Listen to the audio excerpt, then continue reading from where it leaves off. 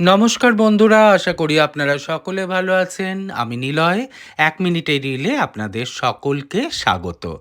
যারা আমার বাড়িতে কিংবা স্টুডিওতে আসে তারা সবাই জিজ্ঞেস করে আমি লাইট শেড কোথা থেকে কিনি।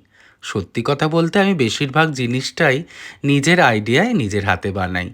তাই আজকের এইটা আপনাদের সাথে শেয়ার করলাম। এই লাইট শেড বানাতে বিশেষ কিছু লাগবে না। একটা সাধারণ লাইট শেড, কিছু জুটের দড়ি, রং, পেন্ট, তুলি, একটা হোল্ডার আর তার। ব্যাস, হয়ে যাবে একটা সাধারণ লাইট শেড থেকে একটা অ্যাট্রাকটিভ লাইট শেড।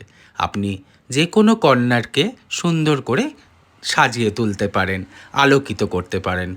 হোক না এরকম একটা সিঙ্গেল লাইট শেড যেটা আপনার ডাইনিং টেবিলের ওপরে ঝুলবে, কিংবা অনেকগুলো লাইট শেড তৈরি করে ঝাড়ের আদলে আপনার মনোরম একটা কর্নারে ঝুলিয়ে দিন। দেখবেন আপনার বাড়ি দারুণ লাগছে। দেখা হচ্ছে আবার বন্ধুরা।